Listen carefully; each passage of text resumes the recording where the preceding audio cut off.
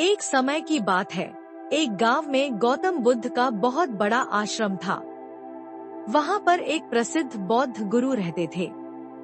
वहां पर उनका एक शिष्य था जो कि बहुत बोलने वाला था। वह हर समय इधर उधर की बातें करता था। जब वह दान लेने के लिए जाता था तो हर घर से एक नई कहानी लेकर आता था और आश्रम के दूसरे शिष्यों को सुनता था। वो हर समय एक शिष्य की दूसरे शिष्य से बुराई और चुगली करता रहता था और दूसरों के सामने अच्छा बनने का प्रयास करता रहता था। खुद के मुंह से ही खुद की तारीफ करता रहता था और हमेशा ही खुद को गुरु के सामने सबसे बुद्धिमान और उत्तम साबित करने का प्रयास करता रहता था। वह खुद को सभी शिष्यों से अलग और श्रेष्ठ मानता था। उसका कहना था कि मैं एक अमीर घर का बालक हूँ।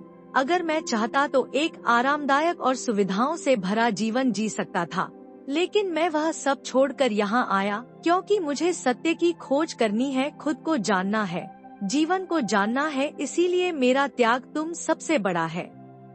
एक दिन गुरु ने आश्रम के सभी शिष्यों को बुलाकर कहा, आप सभी को अगले 1 महीने के लिए कोई संकल्प लेना है। इससे आपकी संकल्प शक्ति मजबूत होगी और आप में आत्म शक्ति का संचार होगा।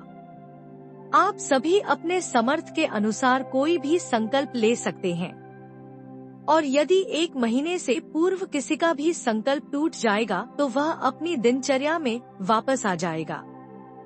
सभी शिष्यों ने अपनी शक्ति के अनुसार छोटे बड़े संकल्प लिए और गुरु को अपने अपने संकल्प के बारे में बोलकर वहां से चले गए। लेकिन वह शिष्य जो खुद को सबसे अलग और बड़ा दिखाना चाहता था, वह सीधे गुरु की कुटिया में पहुंच गया और बोला, मैं कोई छोटा मोटा संकल्प नहीं लेना चाहता बल्कि खुद की ही जैसे एक बड़ा और महान संकल्प लेना चाहता हूँ।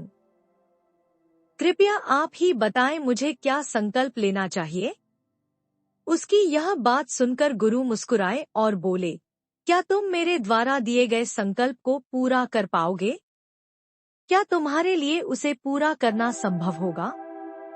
शायद नहीं, वह तुम्हारे लिए संभव नहीं है। तुम उसे पूरा नहीं कर पाओगे, इसीलिए तुम खुद ही कोई संकल्प ढूंढो। शिष्य ने कहा, नहीं गुरुदेव, आप जो भी संकल्प मुझे देंगे मैं उसे पूरा करूँगा। गुरु ने कहा, ठीक है, तो तुम अगले 1 महीने तक चुप रहो, मुंह से एक शब्द भी नहीं निकलो, यही तुम्हारा संकल्प है। शिष्य ने कहा, गुरुदेव, यह भी कोई संकल्प है? यह तो बहुत ही आसान है। 1 महीने तक चुप ही रहना है। आप कोई बड़ा संकल्प दीजिए जो मेरी योग्यता के लायक हो, जिसे पूरा करने में मुझे समस्या हो। गुरु ने कहा, पहले तुम यही संकल्प को तो पूरा करके दिखाओ। शिष्य ने गुरु की बात मान ली और वह इस समय चुप हो गया और पलटकर कुटिया से बाहर चला गया। पहले उसे चुप रहना बहुत आसान लग रहा था। उसने एक दिन तो जैसे तैसे चुप रहकर काट लिया, लेकिन दूसरे दिन से उसके मन में ना बोलने का बोझ बढ़ने लगा। तीसरे दिन उसे भारीपन महसूस होने लगा और चौथे दिन उसके अंदर एक अजीब सी बेचैनी होने लगी, क्योंकि आसपास आश्रम के सभी शिष्य एक दूसरे से बातें कर रहे थे। यह देख वह पूरा दिन उदास रहा। इसी तरीके से कुछ दिन और बीते और वह शिष्य बीमार पड़ गया। उसका सर फटा जा रहा था। उसका खाने पीने तक का मन नहीं कर रहा था, वह सिर्फ बोलना चाहता था। वह गुरु के पास गया और उनके सामने बैठकर लिखकर उन्हें बताया, गुरुदेव, मैं बोलना चाहता हूँ, मुझे सांस नहीं आ रही, मेरा दम घुटा जा रहा है, मैं अंदर ही अंदर पागल हुआ जा रहा हूँ, मैं क्या करूँ, संकल्प तोड़ दूँ क्या? यह पढ़कर गुरु मुस्कुराए और बोले, संकल्प तोड़ने के लिए ही होते हैं, लेकिन जो अपने संकल्प को पूरा कर लेता है वही अपनी आंतरिक शक्ति को बढ़ाता है, और जो अपनी आंतरिक शक्ति को बढ़ाता है वह समाज की कल्याण करता है। संकल्प का लेना भी तुम्हारे हाथ में था और इसे तोड़ना भी तुम्हारे ही हाथ में है। तुम्हारे बहुत से भाई अपने संकल्प को तोड़कर अपनी पुरानी दिनचर्या पर वापस आ चुके हैं। अगर तुमसे नहीं हो पा रहा तो तुम भी संकल्प तोड़कर अपनी पुरानी दिनचर्या पर वापस जा सकते हो।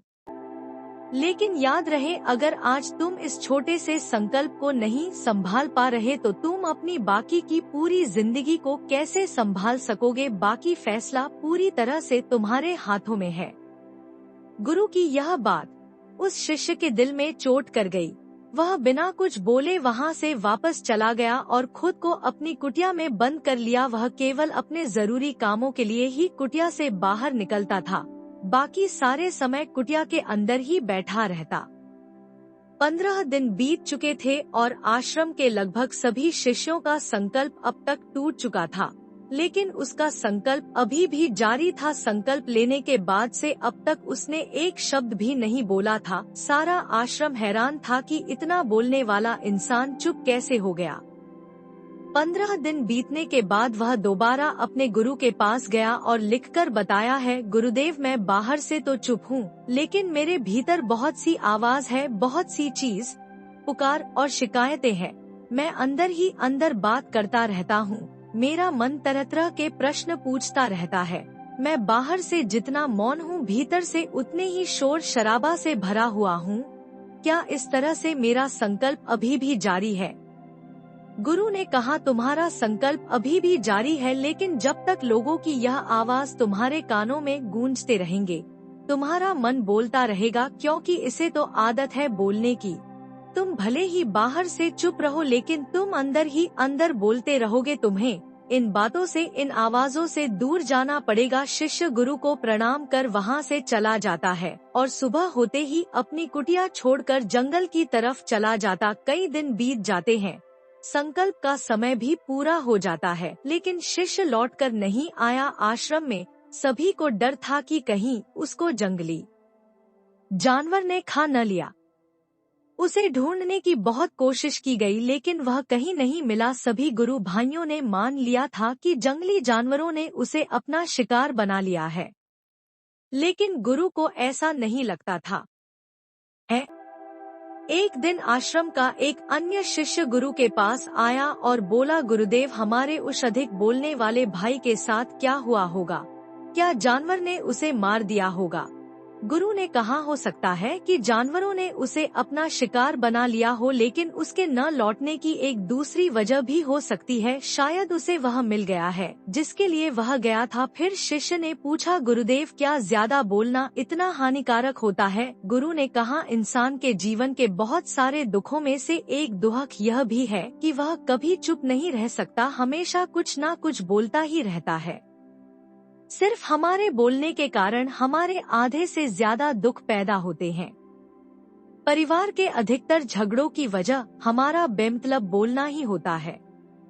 हम में से कोई भी चुप नहीं रहना चाहता, हम बस सामने वाले को सुना देना चाहते हैं। जो भी हमारे मन में है सब निकाल कर उसके मन में बैठा देना चाहते हैं। उसे समझा देना चाहते हैं कि देख तू गलत है और मैं सही। और इस तरीके से सब एक दूसरे की सारी गलत बातों को ग्रहण कर रहे हैं। इस तरीके से सुनने और सुनाने का यह काम जिंदगी भर चलता रहता है, लेकिन इस ना समझी में हम अपना समय, अपना जीवन, अपनी समझ और सबसे महत्वपूर्ण वक्त को हम खो देते हैं। लेकिन इसके बदले हमें मिलता क्या है? कुछ नहीं, सब व्यर्थ और बर्बाद हो जाता है। इस पागलपन में हमने क्या खो दिया, इसका एहसास केवल कुछ ही लोगों को हो पता है। बाकी लोग जैसे उन्हें अपने आने का पता नहीं, वैसे ही उन्हें अपने जाने का भी पता नहीं चल पाता। शिष्य ने कहा, तो फिर इसका समाधान क्या है? गुरु ने कहा, पूरी जागरूकता के साथ अपने विचारों को देखना ही एकमात्र तरीका है। सारी मानसिक समस्याओं का वर्तमान में रहकर चिंतन करना, पूरी जागरूकता के साथ अपना काम करना जिंदगी में चमत्कारिक बदलाव ला देता है। उसके बाद वह शिष्य गुरु से अपने प्रश्नों का उत्तर प्राप्त कर उनको प्रणाम करके वहां से चला गया।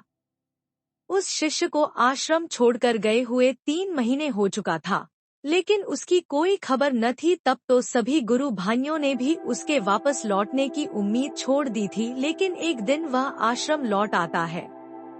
उसे देखकर सभी के आश्चर्य और खुशी का ठिकाना न रहा, लेकिन अब वह वैसा नहीं था जैसा गया था। वह बिल्कुल बदल चुका था। वह कुछ और ही बनकर वापस आया था। उसके अंदर एक गजब का बदलाव महसूस किया जाता था। उसके चेहरे पर एक गजब का ठहराव और आंखों में बनी शांति थी। आश्रम में आते ही सभी गुरु भाइयों ने उसे चारों तरफ से घेर लिया और बातें करने लग गए। वह भी अपने गुरु भाइयों से बातें करने लगा। उससे बात करने वाले सभी ने यह अनुभव किया कि अब वह पहले जैसा उतावला और बातूनी नहीं रह गया था। उसके मुंह से एक एक शब्द बहुत ही सरल और मधुरता के साथ निकल रहे थे। थोड़ी देर तक गुरु भाइयों से बात करने के बाद वह सीधा गुरु की तरफ चला गया। उसने गुरु के चरण छुए और कहा, गुरुदेव, क्या मैं अभियान में हूँ? क्या अभी मेरा संकल्प जारी है? गुरु ने कुछ देर तक शिष्य की आंखों में बड़े ध्यान से देखा और कहा, हाँ, तुम अभी भी अभियान में हो। तुम्हारे मुंह से एक भी शब्द निकल नहीं रहा और तुम्हारा संकल्प अभी भी जारी है।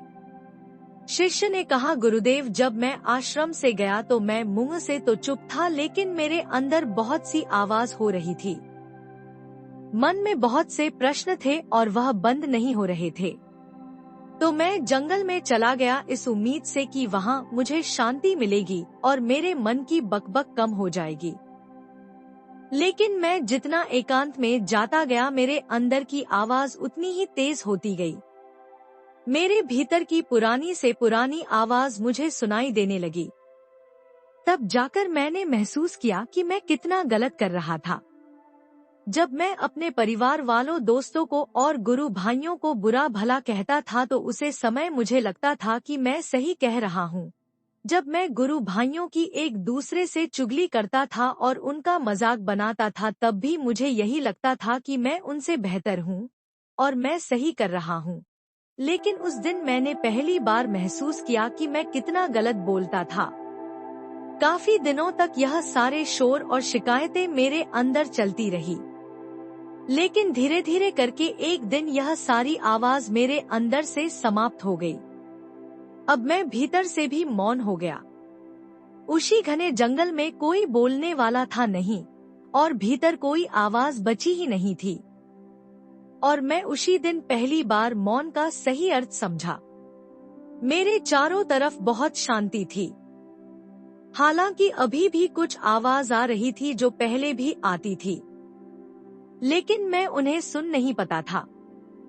पर अब वह सभी आवाज जो मुझे स्पष्ट रूप से सुनाई दे रही थी, वो थी हवा के चलने की आवाज, चिड़ियों के चहकने की आवाज और पानी के बहाने की आवाज। यह सभी आवाज ही मैंने पहली बार पूरे होशपूर्वक सुनी। अपने चारों तरफ इतनी शांति मैंने पहले कभी महसूस नहीं की थी। तो इस शांति को भंग करने के लिए मैंने पहली बार अपने मुंह से कोई शब्द निकला। मैं चिल्लाया है, ईश्वर, यह कैसी शांति है? सभी कुछ इतना शांत क्यों है? ऐसा क्या हो गया? लेकिन मेरे चिल्लाने के बाद भी शांति भंग नहीं हुई। सब कुछ पहले जितना ही शांत था, बाहर भी और भीतर भी उतना शांत रहा। हे गुरुदेव, मैं अपने गुरु भाइयों से बात की, मैं आपसे बात की, मैं बोल रहा हूँ, मैं चल रहा हूँ, मैं सब कुछ देख रहा हूँ, लेकिन मैं अपने भीतर एकदम एकांत और मौन में हूँ। जब मैं खुद में भी शोर करना चाहता हूँ, तब भी एकांत में ही होता हूँ। अब सब दिखाई पड़ने लगा है, सब सुनाई पड़ने लगा है। गुरु ने कहा, जब तक हम बाहर की तरफ बोलते रहेंगे, भीतर अशांति ही रहेंगे, लेकिन जिस दिन हम भीतर की तरफ मुड़ जाएंगे, तब हमारे मुंह से कुछ भी निकलेगा, हम शांति रहेंगे। दुनिया में जितनी भी बुराइयां हैं, ज्यादातर हमारे बोलने से ही उत्पन्न होती है, क्योंकि हम चुप रहना नहीं चाहते। हम जितनी जरूरत है उससे कहीं ज्यादा बोलते हैं। हम सामने वाले को सुनना नहीं चाहते, बल्कि उसकी बोलती बंद कर देना चाहते हैं। उसे समझा देना चाहते हैं कि मैं कौन हूँ, मैं क्या कर सकता हूँ। और यही हमारी जिंदगी का मकसद बनकर रह जाता है। हमारी सारी ऊर्जा व्यर्थ के बोलने में बर्बाद होती रहती है। ऐसे ही समझ में लोगों का जीवन दुखों से भर जाता है, जो हमेशा एक दूसरे से शिकायत में लगे रहते हैं, कभी एक दूसरे को सुनना नहीं चाहते, समझना नहीं चाहते हैं। और चुप रहना तो उन्होंने कभी सीखा ही नहीं, क्योंकि चुप रहना उन्हें छोटा महसूस करवाता है। दुनिया की सभी लड़ाइयाँ का कारण हमारा बोलना ही है। इसलिए हमें सिर्फ उतना ही बोलना चाहिए जितना जरूरी हो। क्योंकि व्यर्थ का बोलना ऊर्जा को नष्ट करना है, और यह बोलना ही हमें कभी अपने भीतर की ओर लौटने नहीं देता है, क्योंकि यह हमें बाहर की ओर खींच कर रखता है, और बाहर है ही क्या इस संसार के अलावा।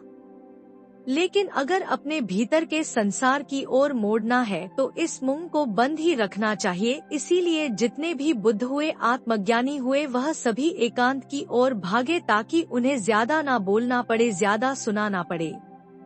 वह एकांत में रहे और शांत रहे, इसीलिए आसानी से भीतर की यात्रा कर पाए। लेकिन अगर कोई चाहे तो इस संसार में रहकर भी एकांत में रह सकता है, शांत रह सकता है, लेकिन इसके लिए उन्हें अपनी ऊर्जा बचाने होगी, जिसे वह अब तक अपने व्यर्थ के शब्दों में बर्बाद कर रहे थे।